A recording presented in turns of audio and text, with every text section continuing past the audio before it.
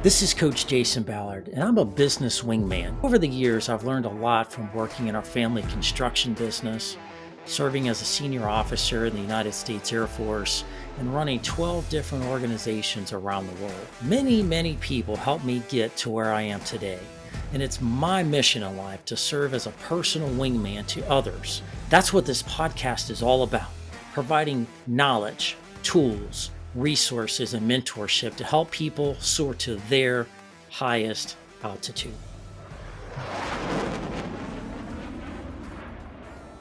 Hey, welcome back to the Soar Higher podcast. This is your host, Coach Jason Bell. It's a real privilege to be with you today. Today, we've got a really good episode. This is going to be one that kind of puts a fire in my belly. This is a topic that I'm very passionate about. And quite frankly, I'm kind of ticked off about. There's just a lot of scams, a lot of things going on out there in business that I just don't think is right. People are doing it. It's just not the right way to be. So I ask you, what is the number one place where people get scammed in business? So you think about that a second. Oh, cyber attacks, ransomware, emails, phishing, robocalls. You know, people are targeted all the time. People are hit from overseas organizations, pretending to be somebody. People fall victim to these things all the time. But I will tell you, from my business experience, especially as a business coach, the number one place I see people getting scammed the most is from marketing agencies.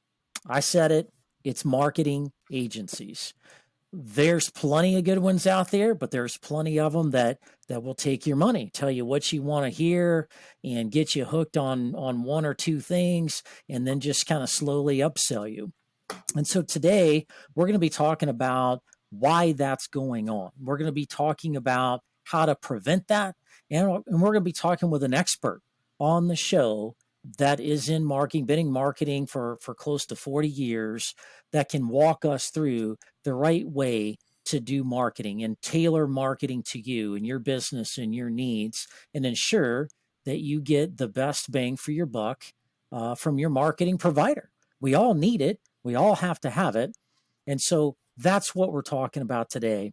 And so we're very honored to have a legend in the marketing space on the show today. Today, we've got Mike Baker on the show. Mike is the CEO of a Louisville PR store, which is a national marketing firm that does everything from branded merchandise to websites to all types of other marketing strategies for people. Prior to that, Mike was the chief marketing officer at a company called Yum Brands. You might recognize them because they're a holding company for companies like Kentucky Fried Chicken, Taco Bell, Pizza Hut, Long John Silver's, all of those favorite places we all like to eat on a regular basis.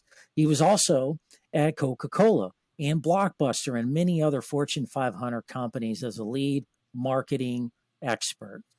Again, true legend in the game. Mike, welcome to the show, my friend. Jason, thank you very much, and thank you for that wonderful introduction. I'm sure that my mother wrote that for you, so thank you very much. It's great. It's a pleasure to be here. Yes. I coordinate with all mothers of all guests on the shows. They tend to write the best intros. Right. Now, Mike, this has been a long time coming. As a business coach, I routinely see people being screwed over, for lack of better words, by marketing firms, intentionally or non-intentionally. I don't think everybody out there in the world is a bunch of frauds, but marketing is hard because a lot of people don't understand marketing and how it works and how it all needs to work to your benefit. And not all marketing is suited for everybody's business. Some people. Yeah, go ahead, Mike. I was just saying, it's an inexact science.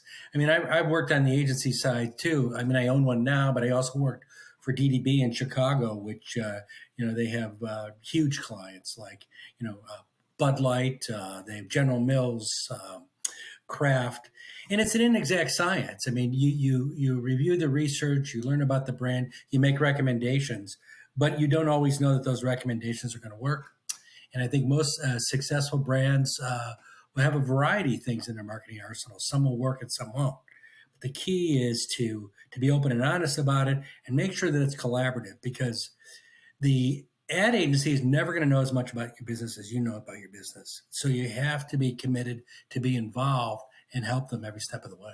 Yeah, that's great advice. Some businesses, are really good suited for radio or for TV, like like injury attorneys. You see those guys on the TV all the time, right?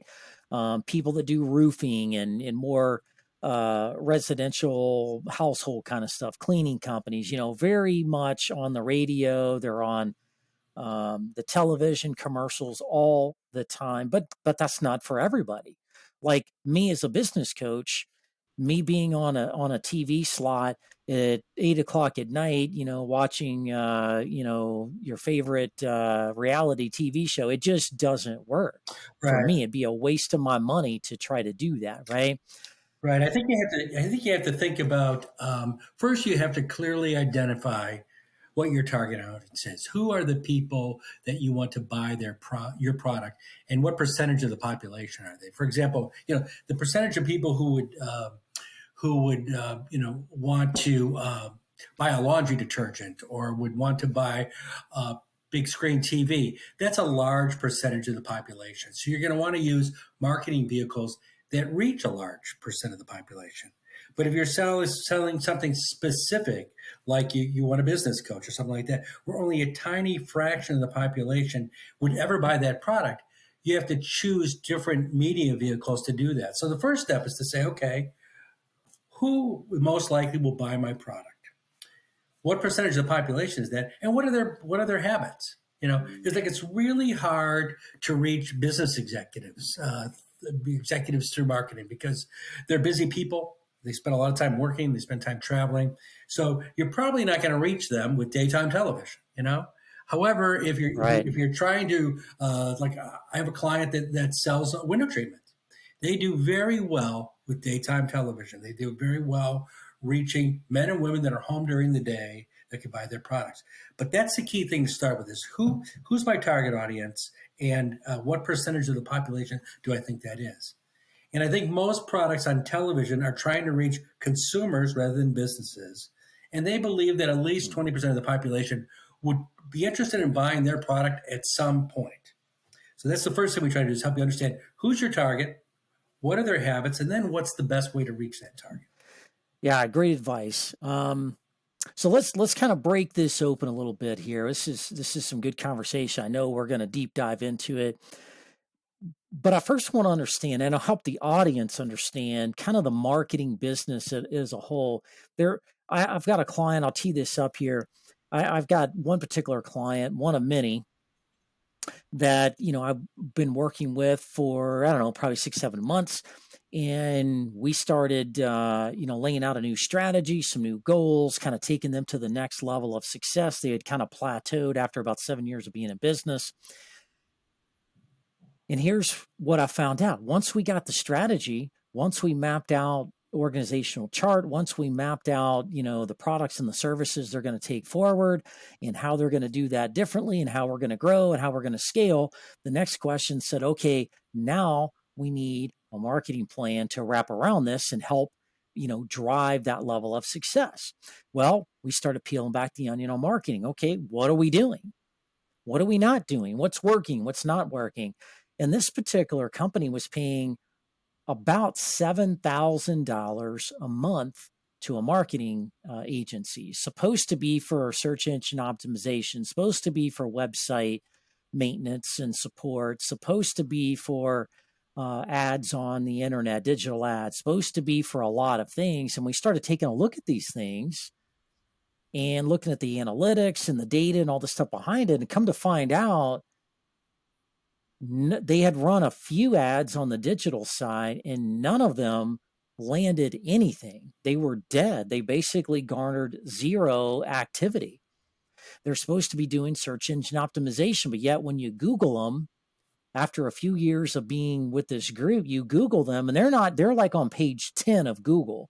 That should not be happening if they were doing what they're supposed to be doing. And so the further we peeled back that onion, we just discovered they weren't doing the things they were supposed to be doing. They just flat out weren't doing it. Yeah, and there's another side to that too. I mean, what company spends $80,000 a year with a company and is not sure if it's working or not? Why Exactly. are they waiting 2 years until they hire you to start peeling back the onion? Whoever you hire, whether it's someone to clean your house, repair your car, or do your marketing, buyer beware. You have to understand what they're doing. I mean, every client should have at a minimum a monthly meeting with their agency where they say, this is what we spent the money on, these are the results, and here's how we recommend going forward. And if you don't do that, it's like dropping your car off and never, looking back to see if they did what you said you do. There's also that buyer beware component, because what happens is, especially things like search engine optimization and things like that, a lot of people just don't know enough about it to clearly, do it themselves or manage it. And that's why you have to have that monthly meeting. We say, okay, this is what we spent. This is what the goal was, and this is what we actually did. And these are changes, if any, going forward. You have to do that with Yeah. anything you buy, and certainly when you're spending that kind of money. Yeah. Well, there certainly is a lack of accountability and transparency in many ways, right? Um, had another client Right. that was with a marketing agency for a while, and they had this, well, let's try this and see if it works mentality.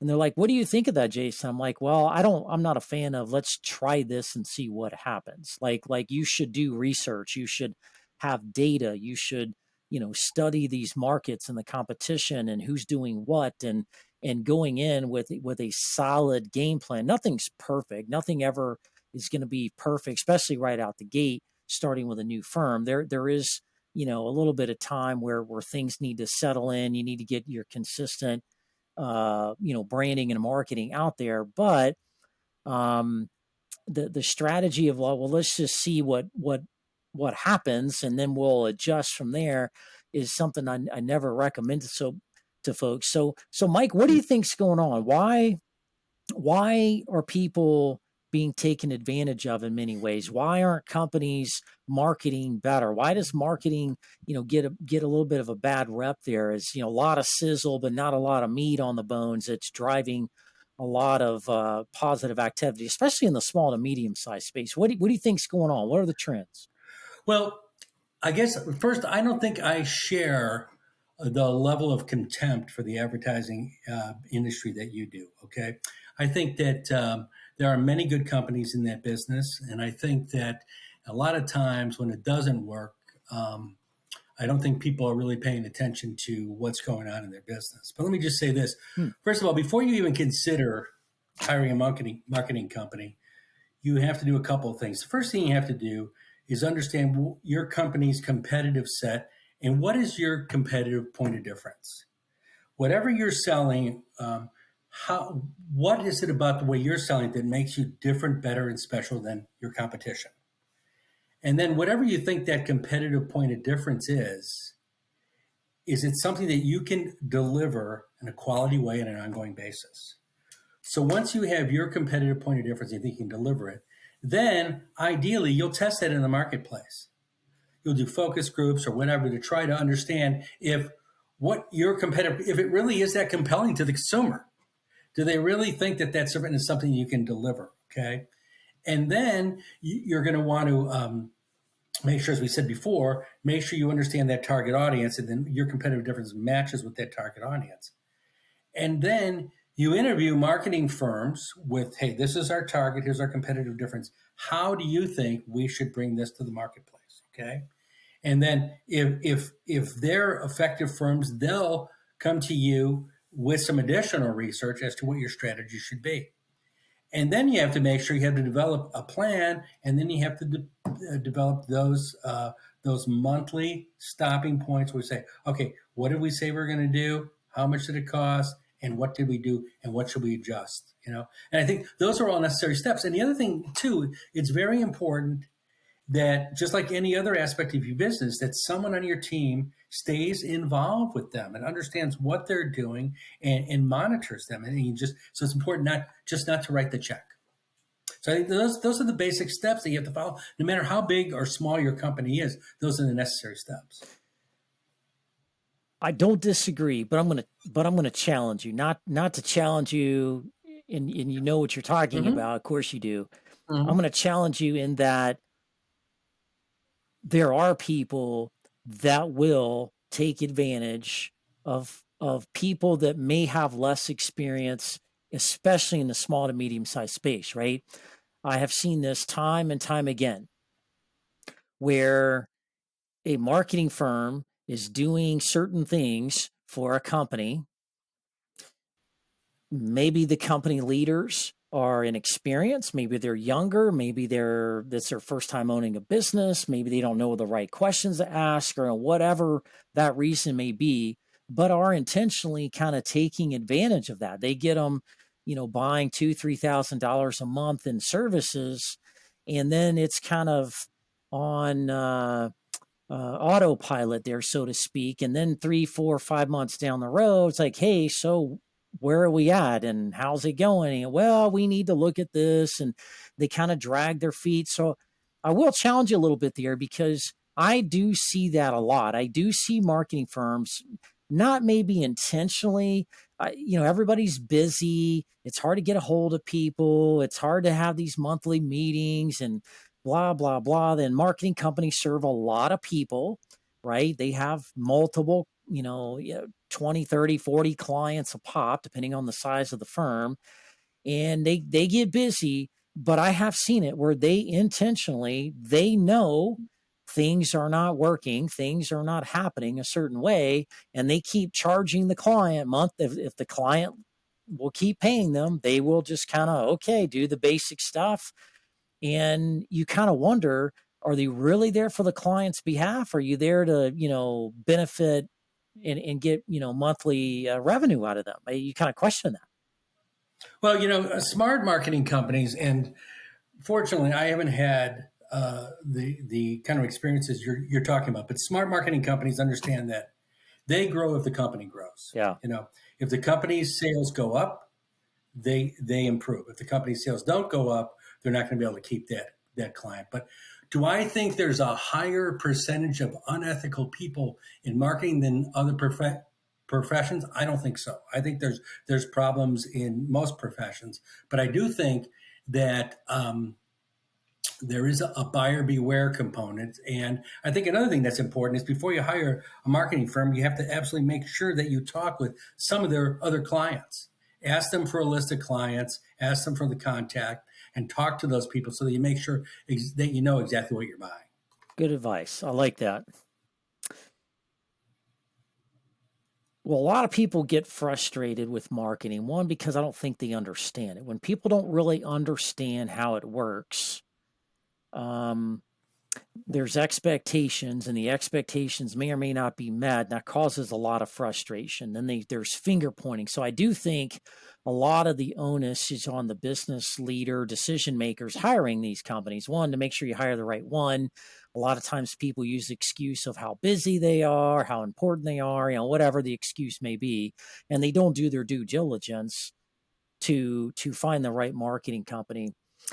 But the old godfather of marketing himself, David Ogilvy, says that 50% of your marketing budgets are wasted. You just have to figure out which 50%. So do you agree with that, or is that just some old school mentality there? Well, How do you feel about that? well, first let me tell you a David Ogilvy story. I never knew David Ogilvy, but I worked with Ogilvy and Mather, his advertising agency. Early in my career, I worked on Kleenex Huggies diapers. Here I was, a young bachelor working on diapers, so I knew nothing about the category, but was Preparing working you for hard your to try future, to make yes. it work. That's my future, right? And at that time, Pampers from Procter and Gamble dominated the business. So we worked with Ogilvy and Mather and to try to come up with a campaign to go against the Goliath, Procter and Gamble Pampers, right? And at that time, Pampers was doing a lot of torture test advertising, showing how this was so absorbent and all this stuff. Ogilvy and Mather came to us with this brilliant idea. It was called Love Story. And they did some focus groups, and they showed that there's probably nothing more powerful than a mother's love for her newborn. So we weren't going to talk about absorption. We weren't going to talk about torture tests. We were going to talk about a mother's love for her baby, right? So what we would do is we would get the moms and their babies in a room. And of course, the baby would be wearing, Huggies diapers, and just let them play together for half an hour, right? Film it and create these commercials. And it was a brilliant campaign, not from David Olga, but of course his agency. And it was enormously successful. They're still doing a variation of that today.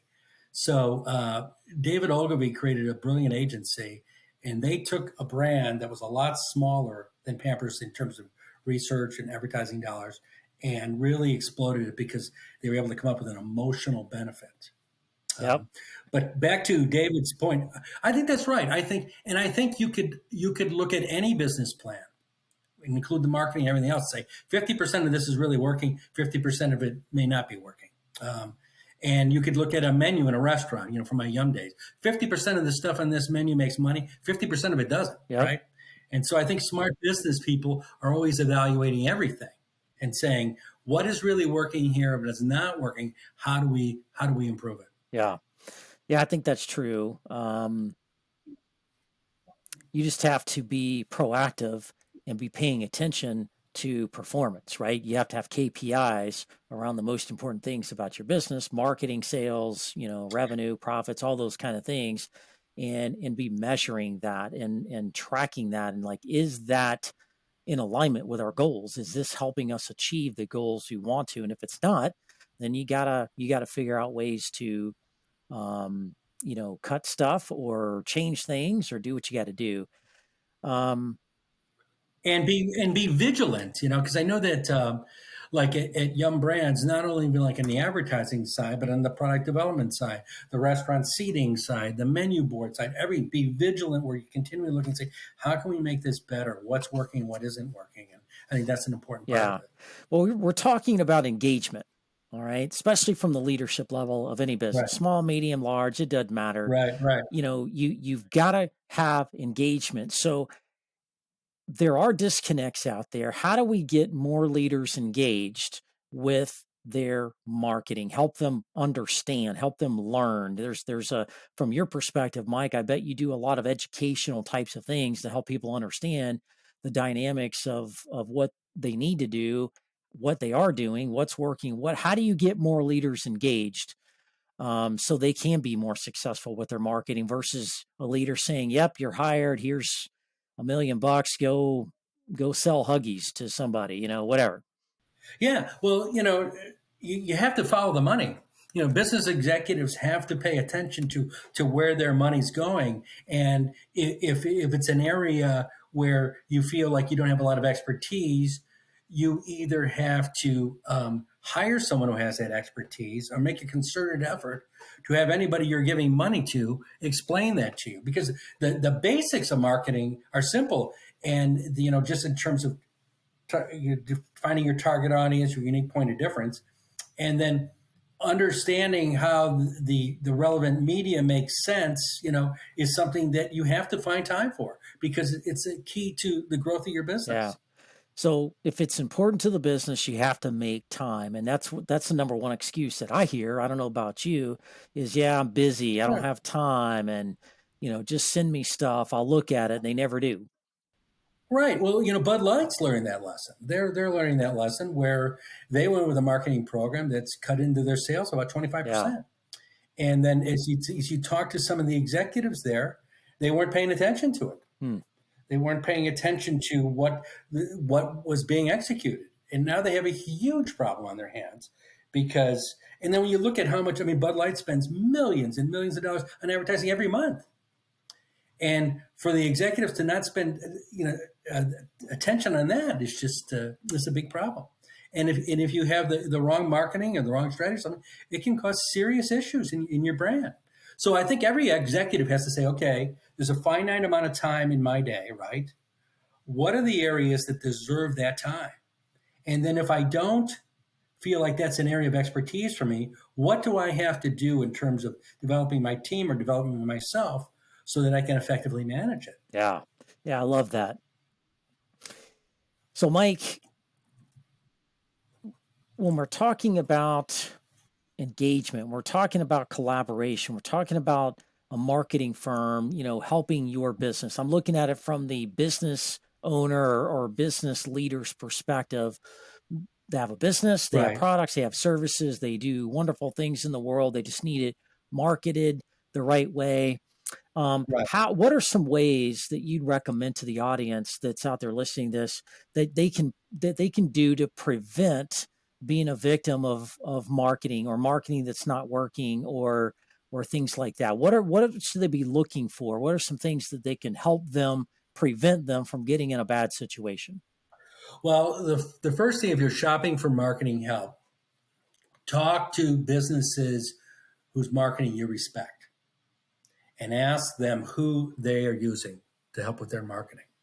And then when you have a couple of marketing firms that you're considering, ask them, as I said earlier, for a list of their clients, their top clients, and call the clients and find out, what they have to say about that specific company so that you can make an informed purchase because A, you respect some of the things they're doing for clients, and you also talked with other clients that do business with them. And then in the early stages, you say, okay, let's put together a plan and then let's meet weekly initially. Say, okay, what did we do? What's the results? What did we learn? And you, as the executive, may not have time, but there's certainly somebody on your team that has time for that. And you give them a little more leash as they get some base hits and they do well. But at first, it's like, okay, explain to me what we did, what did it cost, and what did it do? Because especially in social media and everything, there's data for everything, Yeah. right? And even with television clients, um, I'll buy television for a client and we'll say, okay, we're going to buy X number of spots. It's going to deliver this number of people. At the end of every month, we get a post-buy report that says this is what actually happened. And all those are audited and notarized. And so we explain that to the client. So it's just a matter of, it's just follow up, follow up, follow up Yeah. is the key.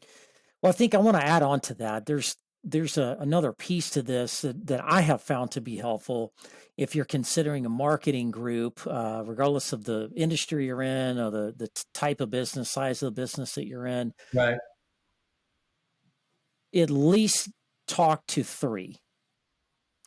Great Sure. ideas, that you put out there. Hey, go find people that that you like, you partner with in business, or you've heard about, or you saw on TV, or whatever that may be. That you like. Wow, that looks really sharp. Wow, they did a great job. Hey, I like how they presented this company X, Y, and Z in X way.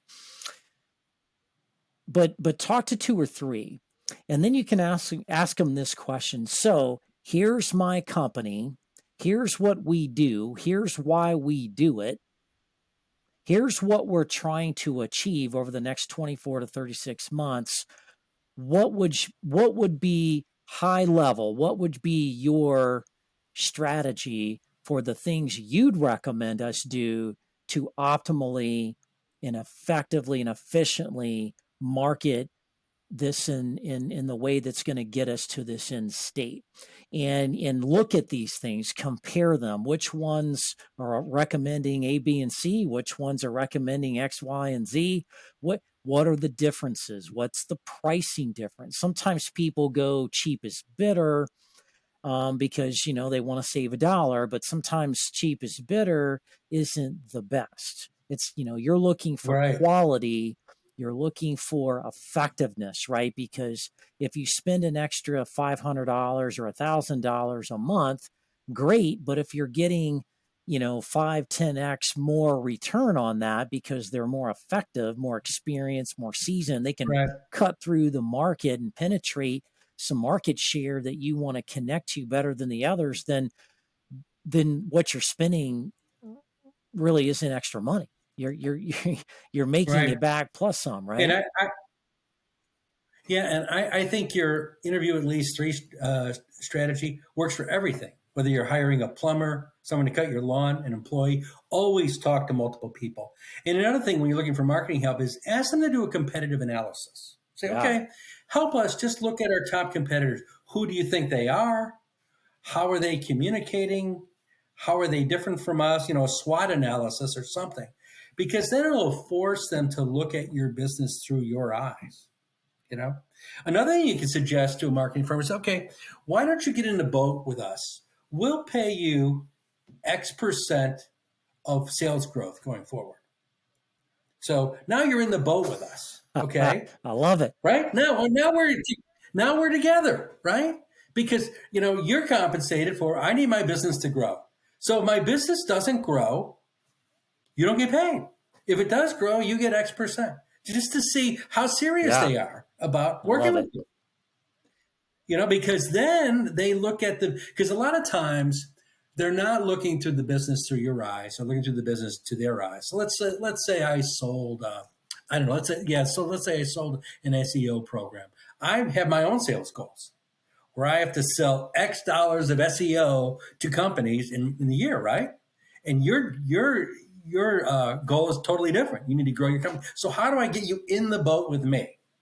And that's about, you're going to get paid based on how much you grow my business. Spoken from a man that oversaw Long John Silver's, talking about getting in the boat with the pirates and selling fish. That's awesome. I love it. Well, and it's what that does is it forces them to think like you. Yeah, no, I like it, and you got skin in the game. I think that's a great idea. And then if they say no, well, that's very telling. Yeah. If you believe in the product you're selling me, then why won't you, take a percentage of sales growth going forward? Now, there may be some minimum that they need to cover expenses or whatever, but the more you can get them in the boat with you, the better the partner you have. I love it. No, that's a great recommendation, Mike. So if you're out there and you're wondering, okay, so I've got some good tips here. This makes sense. I want to avoid, being, in some cases scammed, in some cases just misinformed or led in a different direction, because sometimes there are marketing people out there that just aren't experienced. They may not be legitimately scamming people or trying to take advantage of them. I think I do agree in many ways, Mike, that there are some, really good people out there, but a lot of them are just inexperienced people in the space. Not everybody's worked at big companies like you and have, grown up in this industry and have as much experience. People get hit up all the time. I get hit up probably 10, 15 times a day from people from all over the world that's going to, quote unquote, 20x my business if I let them take over my marketing and sales. And I'm like, and they look to be the age of about 16, right? And I'm like, I really don't think you understand my business. No, I know. But let's talk about reputable marketing companies. How do you know whether somebody is decent, realistic, reputable when you're talking? What are some signs to look for? One sign is, will they share their client list with you? Because if companies don't want to share their client list and they don't want to share contacts with you, that's always a red flag. It's like when you're interviewing, if you're interviewing a candidate and they don't provide concrete references, that's usually a red flag. Really good, reputable companies will be very happy to share who they do business with and provide you with the contact information for the key people. Another red flag is if they show up and have not done any homework.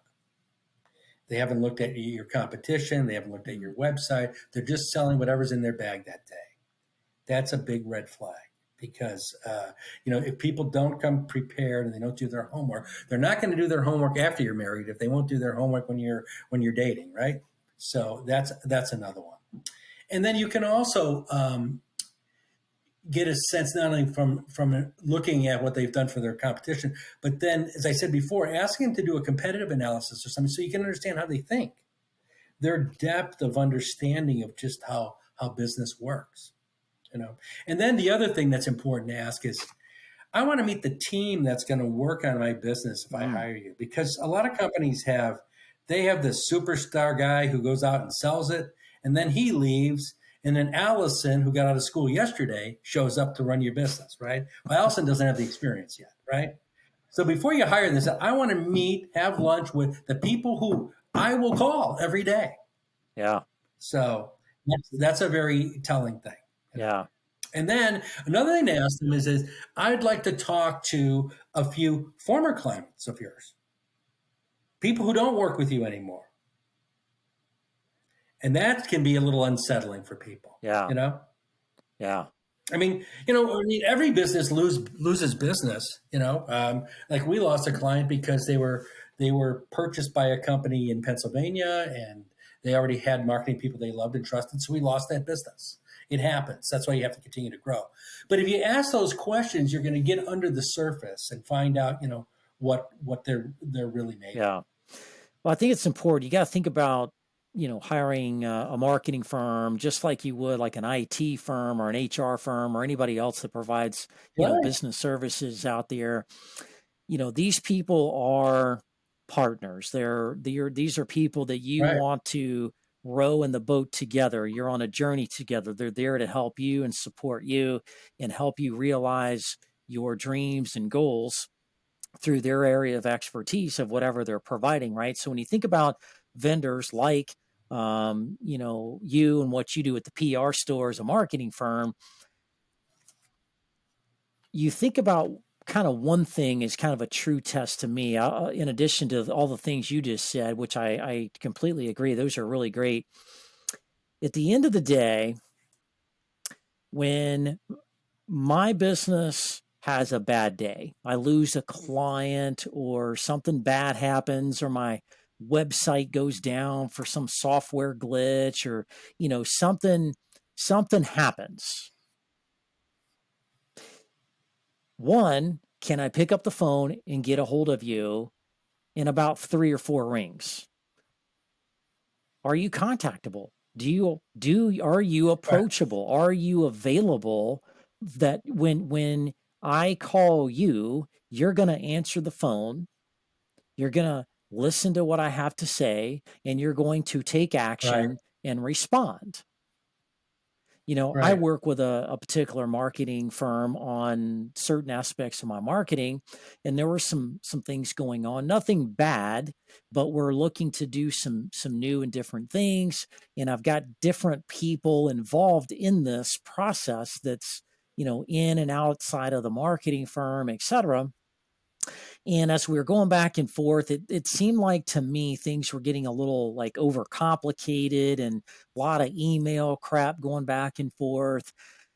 And I just felt like this wasn't going in the right direction. I just didn't feel good about how this was rolling down the hill. And so literally 8:30 in the morning today, I picked up the phone and I called the CEO of this particular company. He answered on the second ring, knew who it was. Hey, Jason, good morning. What's going on, man? How are you? How was your weekend? And I said, man, it was great, blah, blah, blah. We had a little bit of small talk. And I said, hey, here's Right. what's going on. Here's what I think. What do we need to do about this? What are our options here? And he stepped me through some things. And at the end of the call, it was about a 10-minute phone call. At the end of the call, it clicked. I totally got what I needed to get. And I knew what to do. I got off the phone, made some decisions, started executing some things, got everybody aligned up around it to make all these things happen. And that's one of the things that I look for, that I would certainly recommend in folks. Are they going to answer the phone? Are they going to be responsive? Are they going to fix things if things don't go well? and Right. and make things right and consider themselves a true partner. Everybody says they're a partner. That's kind of the catchword of the Right. current time. Oh, we're Right. partners, and like, no, you're really not. Right. But true partners, feel your pain, will talk to you after hours, will follow up on things and care about things almost as much as you do as the business leader running the business. So, any other thoughts or things on that? Well, yeah, and I think that's why it's important to ask who's going to work on this business? Who is the person who's going to be the point person for me, who's always available. And then you can always, and also when you interview their current clients and their former clients, you can ask about stuff like that. Are they available? Tell me about a problem. You know, the kind of things that you ask a candidate when you're interviewing a candidate. You ask those same things when you're asking a marketing firm. You know, tell me about a situation when a client had a problem and they came to you. How did you handle that problem? Because in a lot of ways, you're hiring. They're going to be a partner, just like somebody who you would hire in your office. Hmm. You'd ask the same kind of questions. Now it sounds like you had a very good experience with the CEO answering the phone quickly and dealing with that problem. Because the higher you are in an organization, the more you're the person who deals with problems. That's what you do. Yeah, Whether it's an employee problem, business problem, etc. that's right. Yeah, and I guess it's when you think about who your most important vendors are, who really make your business work, make sure that your key marketing companies are on that list too, so they get the same kind of attention and I guess review that the other ones do. That you're not letting them soar and fly separately, right? Make Yeah, sure that you're keeping an eye on that. Yeah. But I can't emphasize enough that you have to talk with existing clients and former clients before you hire anyone, because you'll learn. yeah. Man, I love that. That's really, really good. That kind of leads me to another point. When you're running a business, especially a small to medium sized business, you've got to think about the team holistically. You've got your specific employees, your W-2 people that you hire to do whatever it is that you've Right, hired them to do. And then if you've outsourced things like marketing or technology or HR or finance or things like that, great. But you still have to treat them like part of the team. They're not just, you know, you know, crazy old vendors that are there just to take orders from you all the time. Like, you got to include them in.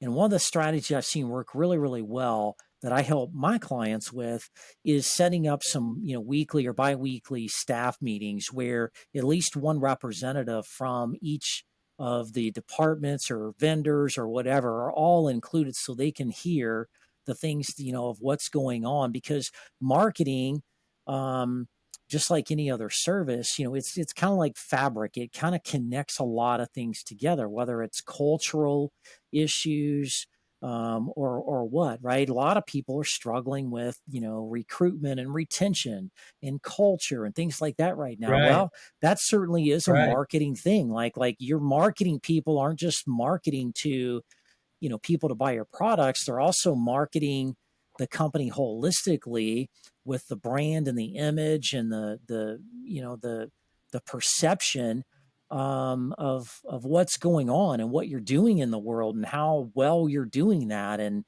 what good you're doing, the impact you're making, right? That's what really matters a lot right now for folks that may consider working for you and your company to do great things, is that broader perspective. And marketing certainly plays a role in that, just as technology plays a role in all of this, and anything else. So create a I think that's culture a where, great point, Jason. yeah. Bring them into the tent with you. There was a time when I managed the Burger King business for Coca-Cola, and they were very good about making sure they had three different advertising agencies. They had Coca-Cola. They had a couple of other key people that helped them build their business. We were involved in everything. We were involved in every marketing meeting, live or by phone or whatever we could do. We were involved in all aspects of the business. They shared everything with us, and it really makes you feel like you are part of the team, and it really motivates you because you care about these people and you are part of the team. So the more you can bring your key vendors into the tent with you, the better. And the other thing is when you do that is if they don't deserve to be part of the team, that'll show up immediately. That's a great point. That is Yeah, absolutely, you know, when you've got that team, a rock star team going, and you've got that vibe, that energy, and everybody's gelling, and you're right, able to connect all these strategic dots of what's going on over in IT and how that's going to affect the marketing stuff right, on the right, website and how that's going to affect recruiting tomorrow. And all these dots connect. Everything in business is connected, whether you think about it or not. There's no like siloed, even though a lot of companies do siloed things. There's really truly no silos. Like everything has an impact or a consequence in other areas of the company.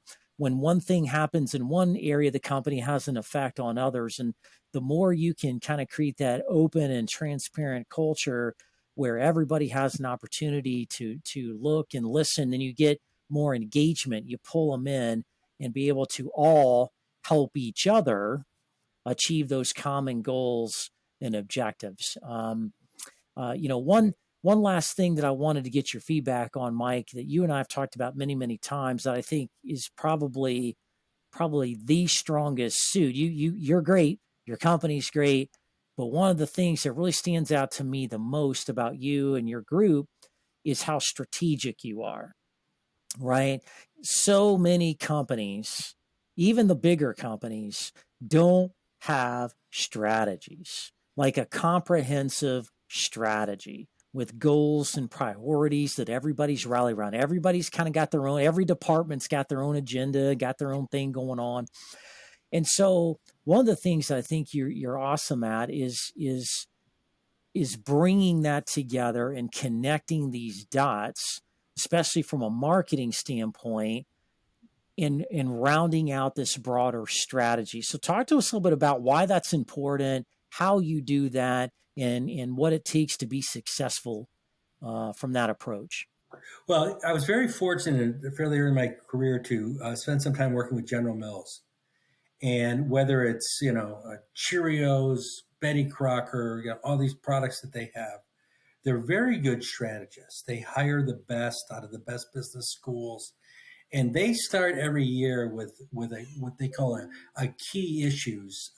It's like a month-long process where they try to understand what are the key barriers to growth that we're facing on this brand. And they work very hard to identify those. Some of them are consumer based, some of them are product availability based, some of them are competitive based. But truly, really understand what are the barriers that preventing us from getting to point A and point B, and then they work on what's the best strategy to address that barrier, and then how do we prioritize these barriers. So it's a whole mindset of what are the things in the way to get us to where we want to go, and then how do we take care of those, and that brings you to talk about the target audience. Are there aspects of our target audience that aren't as receptive to our message as they used to be, and what should we do about that? It's competitive trends, etc. And it just leads you to formulate a plan that's driven by what's going outside your building and not inside your building, because the market's constantly changing, consumers' demands are changing, and the more your strategy can be about addressing how the world is changing as opposed to what's in your building. So that training has really helped me and my team to focus on that, focus on where you stand in the competitive set and how you separate yourself, and what are things that you can do to improve your standing in there. Yeah. Does that answer your question? Yeah, that was really good. I think, if I kind of summarize it back, one, I don't care what size company you are, you need a plan, you need a strategy, you need to have some Right. goals of what you're doing, why you're doing it, why that's important, and what needs to happen to make that happen. Obviously, marketing is critical into that. You've got to attract people to your business, or door to door sales doesn't work anymore. Cold calls doesn't work anymore, right? A lot of these things we've relied on in the past just don't work. People aren't going to be sold that way. It's more relationship based, digital, a lot of other new and innovative ways to Right. connect with your target audience, right? And so you have to put thought into that. So you go hire a marketing company, and I've seen this happen many times too. People go out and hire a marketing company. Mike, your company's great. Let's hire you. You did Yum Brands. You can probably do my business. It's all great. And you get to work, and it's like, why are we doing this? What are we trying to achieve? And how do we know we've achieved it once we may have achieved it or not? and it's just kind of haphazard. Well, company X is doing, social media stuff, and company Y is doing this, and they're just kind of following what they see going on out there. And following others isn't the right way to go. That's the kind of the red ocean effect, right? Doing what other people are doing and being in the very competitive landscape. What you need to be is in the blue ocean. You need to be doing things that other people aren't doing in ways they're not doing it, that connects to people to where they are, whether that's, charity events or online or wherever that may be, to connect with that audience in very creative and innovative ways. That's down to earth, genuine and personable, because most people out there, on LinkedIn are probably, not as legit as they'd like to think they are. Right. And so you got to connect on those levels. Yeah, and be specific. Like, okay, I want to grow my business by 10% next year. Okay, so let's say, okay, so are you going to grow it by taking customers from your competitors? Are you going to take it by expanding the market? And if you're going to expand the market, how's the market done in the last few years? Is this a business that's going up or a business going down? Yeah. And if you're going to take from your competitors, okay, what is it about your business that's going to be compelling to someone to leave another business? So first of all, you set reasonable goals, and they're finite goals. Say, okay, we're going to grow by this percent, or we're going to stay stable, or whatever, and make sure that's rooted in reality, not just pulling a number out of the sky. That's right. And then talk about how you're going to do that, and then you measure it every month. If there's a seasonality to your business, you factor that in. But you have to have definitive, finite goals that you measure so that everyone can be accountable. So, Mike, it's just been such an honor. I wish we had more time to really crack into this and deep dive. We're going to have you back on the show, and we'll kind of break this down even more. I think that'd be awesome. I always enjoy being around you. You got such a great personality. It's always fun and lively. Thank you so much. What are the top 3 things you'd like to leave people today that they can take with them and implement, immediately to help them in their marketing space? Well, I guess number 1 would be make sure that you do your homework when you hire a marketing firm. Okay, make sure that you talk to their customers. Make sure you understand who's going to be spending the time on the business. Make sure you've talked to some of their former customers, and make sure that you hold them accountable on an ongoing basis, whether it's weekly, monthly, but no more than monthly. About here's what we said we're going to do. What did we do? What happened? And what are we going to do about it? And then thirdly, make sure that you work with them, that you have well thought out, reasonable goals and strategies. Because what you don't want to do is you don't want to give them goals that are impossible. You want to work with them so that you have goals that you are achievable. And you have to be involved. You have to be involved. Strong leaders have to be involved in the business. Yeah, that's great advice. Thank you so much. Mike, My how do pleasure. people get a hold of you? If they want to learn more, they want to contact you and ask you some questions, or they're looking for a marketing agency that's reputable and great like yours is, how do they do that? Sure. Well, you can go to our website, prstoreky.com, and just plug on contact us, and someone on my team will get back to you quickly. Would love to talk with anybody who wants to grow their business. prstoreky.com. Talk to Mr. Mike Baker. Yes. Awesome, man. He's just a good, down-to-earth, genuine guy. Really knows the marketing business, worked in the Fortune 500s as well, is now with a lot of small and medium-sized businesses to help them in so many ways. I've seen his work. He's done stuff for me in a couple of different ways, and just really impressed with what he does. High quality, follow through, and you just make sure you just do the right thing, and that really matters. That those values and that character really matters. So, thank you so much, Mike. Thank you very much. That's it for today's show. Join us next week as we talk about a really cool topic: the 4 traps of business and how to get out of them, and more importantly, how to prevent from getting into them in the first place.